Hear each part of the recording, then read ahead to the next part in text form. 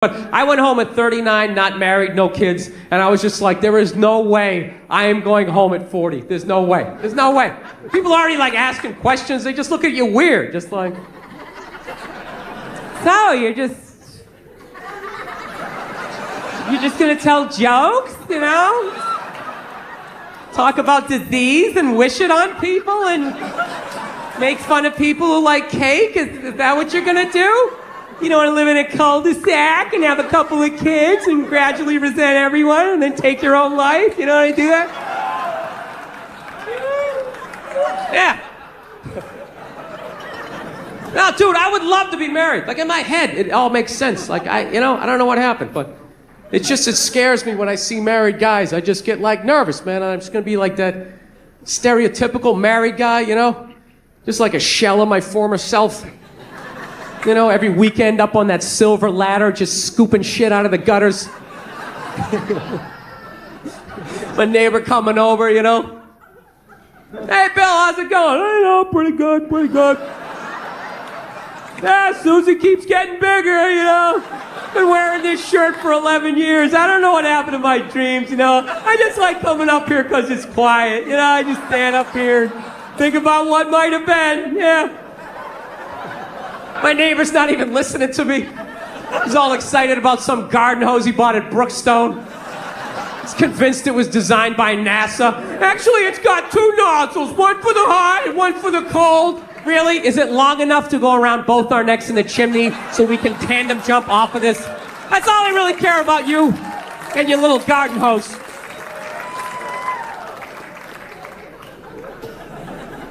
Now, I know I just sort of mentioned killing myself there.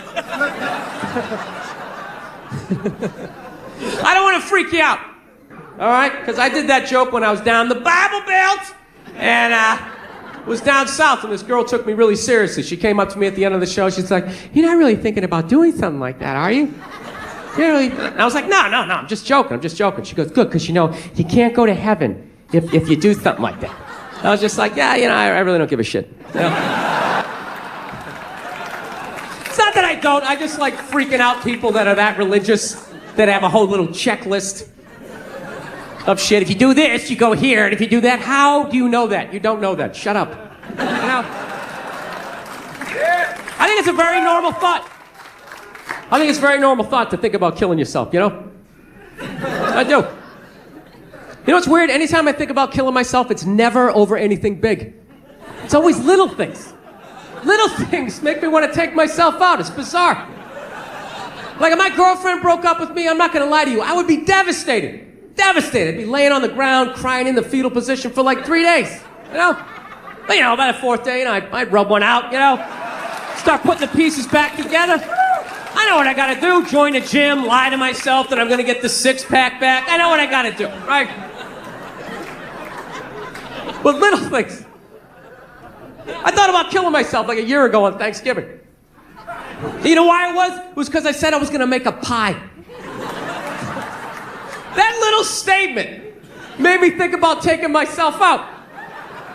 This is how it worked. This is basically the deal, right? My girlfriend's an angel. She absolutely loves the holidays. So it was like 2 weeks before Thanksgiving, so she's all excited. She's like, "Oh my God, Thanksgiving's coming up." I'm sitting there trying to watch the game. Thanksgiving! What are you going to do for Thanksgiving, right? I started freaking out. Like, I didn't think I had to do anything for Thanksgiving, you know? Just thought I had to, you know, not get drunk and be belligerent around your friends. I thought I was fine. She's like, "No, I'm going to make a turkey. I'm going to make stuffing. What are you going to do?" So I panicked. I'm like, "I'll fucking make a pie." Right? I don't know how to make a pie. I was just trying to make it go away, you know? You ever do that? You just agree with them, thinking it'll make them leave. Like, "Yeah, awesome, what you said. High five, fuck off." And you go back to watching the game. Yeah. No, and it totally worked. It totally worked, because she walked away completely excited. She was like, you know, she went away all excited, and I totally forgot about it, right? 2 weeks later, Thanksgiving comes up, right? She just wakes up. She's like, "Oh my God, it's Thanksgiving. It's Thanksgiving. You're going to make that pie, right? You said you're going to make a pie." And I was like, fuck! I got to make a pie. I got to go to the grocery store. I got to buy some flour. Then I just started thinking, man, what if I just slammed my head right through this plate glass window and just bled out right down the side of the house, you know? I wouldn't have to make the pie. So it's not even like I'm suicidal. It's more like I'm like lazy. You know what I mean? Like, whenever I know the next 4 hours of my life is gonna suck, like, I think about it. God, I gotta pay my taxes, there's a long line at the bank, and then a bus is coming by. What if I just dove head first, right on those double back tires? Anybody else? You ever think of shit like that? You know what gets me? Ceiling fans. Somebody's telling me some stuff I don't want to do. You're gonna need 2 forms of ID. We need your birth certificate. And the ceiling fan's behind their head. I'll get right on that. Doing, doing, doing.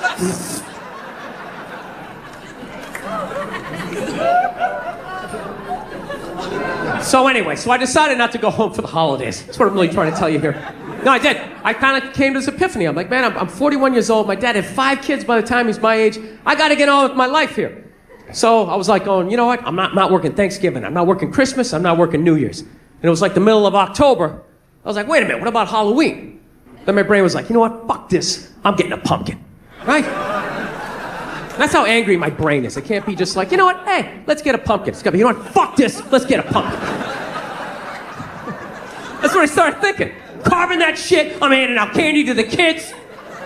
I'm meeting them at the door. Hey, what are you supposed to be, huh? Oh, yeah? Full-size Snickers. Bam! Who does that?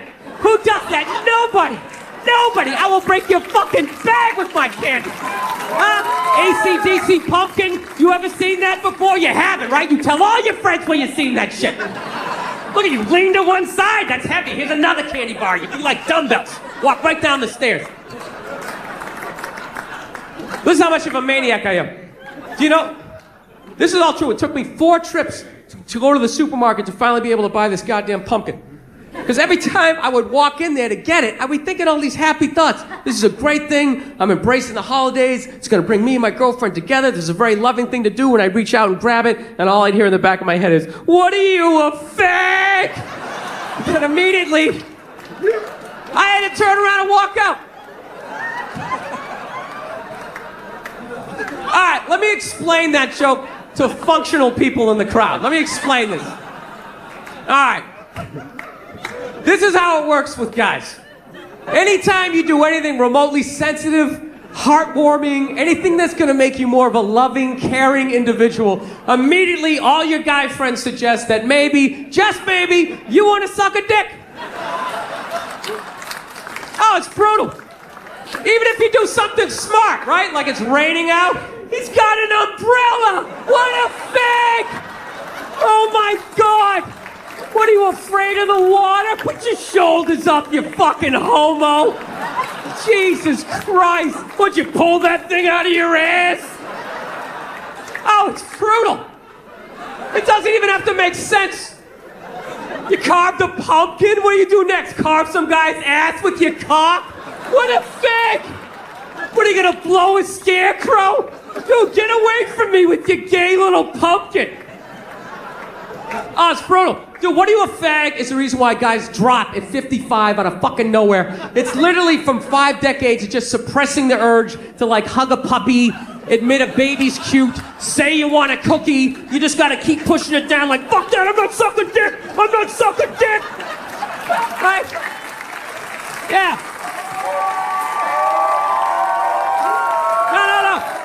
And then one day you're in a Denny's and they forget to put bananas in your pancakes. You just have like an aneurysm and your head slams off that sticky table. And the last thing you hear before it all goes black is your friends go, he got bananas in his pancakes!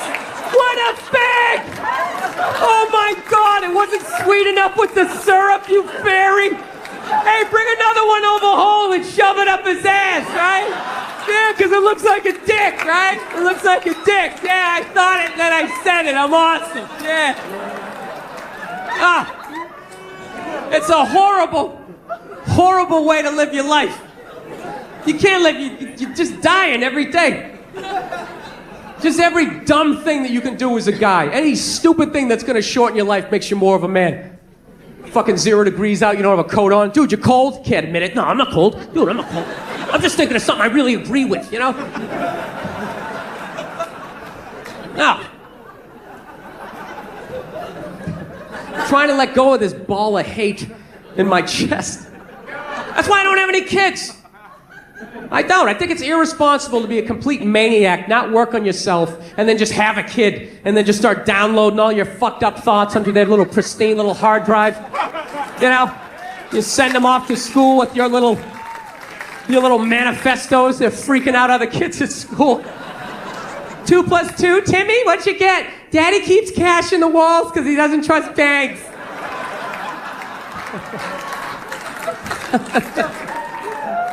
Yeah. No, it's embarrassing to know this little about yourself at my age, man. I gotta get beyond it. Like, do you know how I finally ended up getting that pumpkin? You know, I actually had to bring my girlfriend down to the supermarket, and I had to walk her by the pumpkins. Because I knew the second I did it, she was gonna freak out. And she did, the second she saw him. She was just like, oh my God, a pumpkin. Halloween's coming up, we should get a pumpkin. Oh my God, let's get a pumpkin. Starts doing like this little pumpkin dance, and I had this unbelievable urge just to take her head and just fucking mush it right to the pumpkins. And really hold it there for a second, like feel the panic in the back of her head as the air bubbles became like less and less frequent. She sat there contemplating, is this how it's gonna end? Pumpkin seeds up my nose. I always envisioned being surrounded by loved ones, looking back on achievements. It's so orange. No, I resented her. Resented the fact she gets to be a fag. She does. She gets to see pumpkin. Oh my God, right? Sees a little puppy. It's so cute. Cries at sad movies. I gotta hold on to all of that shit. Slowly dying inside. Go out to go see a sad movie, comes to the sad part, what do? She's crying, I gotta think of some funny shit. What if somebody kicked Sean Penn in the balls right now?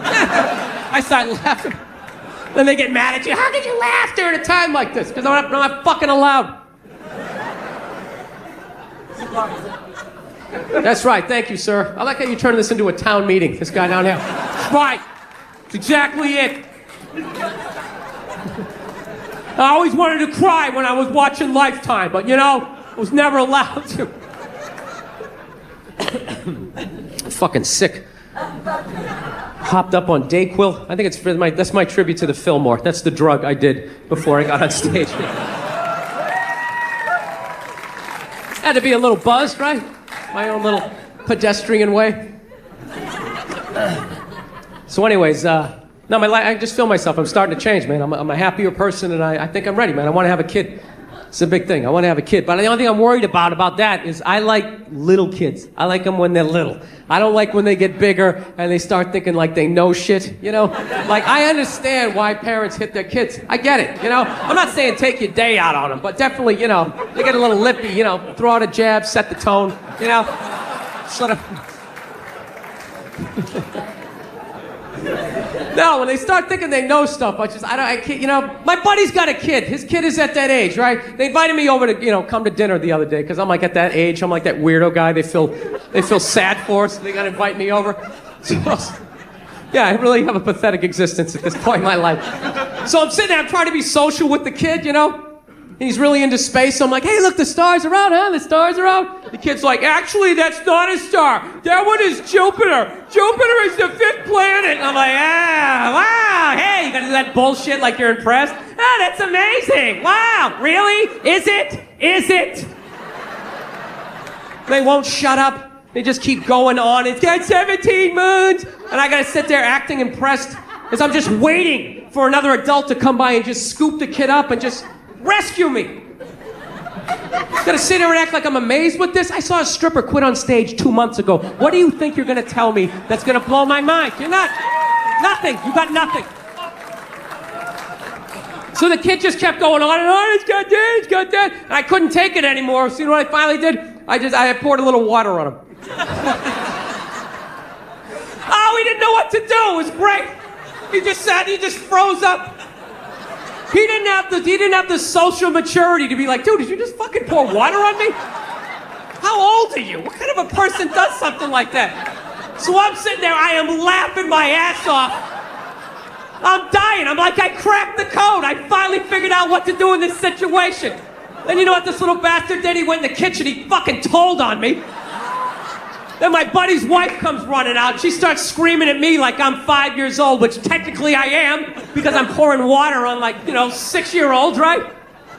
We don't do that. We don't do that in this house. That is a no, no, no, no, no. We don't do that.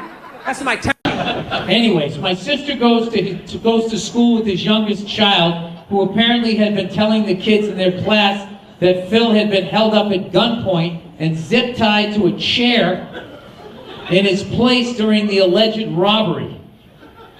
You sure the guy just wasn't jerking off? Some sort of autoerotic, self-imposed something or other? I don't know. That seemed absolutely preposterous to me. We live in a neighborhood of nice upper-middle-class condos in the suburb, and it's very easy to hear everything that's going on. Oh, Jesus Christ. Like, one of the keys in robbing a place is to be quiet enough that people don't hear you. Do you think robbers are just loud and people get robbed in the inner city because of all the fucking construction in the subways, and it doesn't happen in the suburbs because it's so quiet out? Anyways, that seemed absolutely... Anyways, I voiced my doubt to my sister and left it at that. Fast forward to today, a little over a week ago, my sister tells me that people at her high school are saying I was the one who robbed him. I was not only shocked, but angry that my sister had to hear it from kids in her class. Oh, now this person's losing their cool. Wait a minute. Maybe you're the crazy one. This is like a great movie. They led me all the way down this road, and wait a minute. You see dead people and you're dead? I haven't seen Phil the entire week since it allegedly happened. His car is in the driveway, and I can tell that he's home. I love that now this person's acting fucking crazy and is spying on them. This all started because you went up and you felt bad. Oh my God, I feel bad. Let crazy people be crazy. All right? Let the orderlies handle them. All right? Bring the fucking shirt. Wrap his arms around him. Yeah, bring the adult swaddle. The fucking straitjacket. But anyways, he hasn't left his house. Do you think he is suspicious of me? Or could it be it was just a rumor that kids let get out of hand? I'm considering knocking on his door and asking him if he thinks I robbed his house. This can't be real. But I don't want to do it on the grounds of some kid I don't even know said so. What should I do? Man, this fucking ship set sail, dude. Like, this is, I don't know. What, you know what? This is like, I got it. This is like fucking Who Wants to Be a Millionaire? I'm gonna phone a friend and ask this crowd. There's too much legal liability here. All right. Okay, so, all right. I'm gonna bring different scenarios. One, all right? If you think he should just continue, or she should just continue to ignore this person and hope that this whole fucking thing just dies of its own weight and gradually goes away, let's hear it. Yeah, just clap.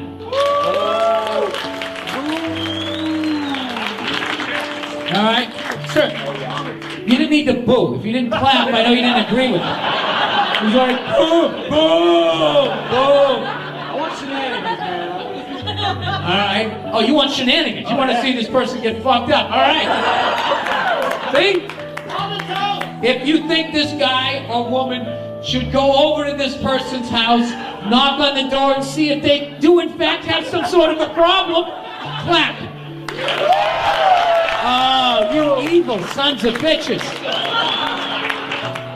For the legal record, I do not agree with that. If you think this person should put their house up on Zillow immediately, get the fuck out of there, pack up an overnight bag right now, let somebody else who looks like them sell the fucking house, get to another district. Anybody? Anybody? Yeah, there you go. I mean, listen, what I would do, honestly, is I would call somebody in law enforcement, tell them what you know, and ask their fucking advice. And I can tell you, I'm going to go out on a limb and say nobody in law enforcement is going to say to go over there and knock on the door to see, just to get to the bottom of it, like... You think he's going to do it anyway? What is it about the way, yeah. Yeah. Oh, yeah. gotta go. He's already invested. Exactly. He's already invested like the way you're thinking. He felt bad. He's weak. He's a weak person. He's a neurotic asshole. Jesus Christ.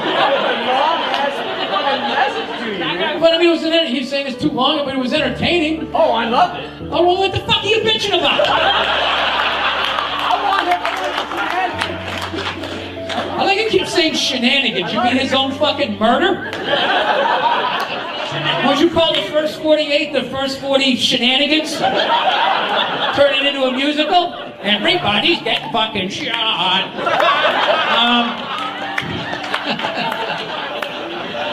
You'd be the funniest cop ever. How was it tonight? Well, there's a lot of shenanigans out there. All right, petting zoos. All right. What up, you redheaded fuck? On the 1022 Monday Morning Podcast, you talked about taking your daughter to a petting zoo. Yeah, I didn't like that shit at all. I always kind of held her. I'm not a helicopter parent, but like when you're around fucking animals, dude, you should have seen the look on these fucking goats' faces. They had it. They fucking had it. There was an adult sitting there just stroking this fucking thing's beard, like, you know, like that's got to be the equivalent of rubbing a biker gang's mohawk. Oh my God, it's so like fuzzy. It's so fuzzy. Playing with his wallet chain, like, what are you doing? These fucking things were just sitting there eating this hay with this fucking 600-yard stare, like, I'm gonna fucking do something. I don't know what I'm gonna do. They kept trying to climb up on it to get away from him and shit, you know, little kids, they just learned how to use their arms, so they don't know how to really fucking slamming their hands down on it. It's like a flare chop. All right. Anyways, a buddy of mine went to a petting zoo when he was 5 years old, and he forgot to wash his hands before he ate. Yeah, I made sure we had the fucking the anti-fucking goat antibiotics there. He ended up getting salmonella, giving him horrible diarrhea. He got permanent colon damage. I just said horrible diarrhea, and one goes, woo! He got permanent colon damage and had awful shits for a decade. Yeah, well, I'm gonna fucking read this to my wife tonight. I tried to tell her, man. Well, you know I love my wife. She's the greatest thing that ever happened to me. But oh, am I gonna read this to her? When he was 16, his doctor told him that they could solve the issue by removing his colon. Long story, he doesn't have a colon anymore, and he has to shit about 20 minutes after a meal because the shit doesn't have a storage unit anymore. Love the podcast. Thank you for reading. Oh my God. What a perfect, that was perfect. How about a round of applause for Andrew Themoulis picking out these great emails. He's also the one that picks all the great music on the Thursday just before Friday Monday Morning Podcast. All right, the last one before I have to go. This has been a lot of fun for me. Did you guys enjoy yourself? All right, wait a minute. Wait, I don't think I have the rest of this one. Let's see here. Wait, this says moon landing divorces. Oh, wait, is it right here? Ah, there it is. There it is. Fucking idiot, though. All right, dear Billy Boy. I recently was watching a documentary about the Apollo program, Main Guidance Computer, which was the smallest, most complicated computer that had ever been built, I imagine, up until then. The project was running behind schedule, so a lot of guys had to work extra long hours for it to be completed. I was shocked to hear them say that almost all of them got divorced after that and pretty much blamed it on the project. I seriously can't believe that anyone could divorce someone over that. I mean, like, your husband is literally working on the most important thing humanity has ever accomplished, and you're complaining about him not being around for a few months? What the fuck? Here's a link to the documentary if you want to watch. Thanks, and go fuck yourself. Well, you know the deal. Listen, we all have our faults. Okay? And women's faults is that they want the big house, but they think that you're still going to be there to enjoy it. They don't get that there's a mortgage. They don't get that when you buy the big house, you're going to be walking by a pool you're never going. They don't get that. They think you're just going to sit there with them until they get bored in that house and want a bigger one. And that's what I do. Divide the crowd right down the middle. All right, listen, I'm out of time. Thank you so much for coming up to the podcast. I'll be signing my posters afterwards. Thank you for all coming down. God bless you. Go Red Sox. Good luck to the Diamondbacks next year unless they play my Red Sox. See you later. Thank you and go fuck yourself. Thank you. Thank you. Awkward ending here. Thank you very much. Thank you guys.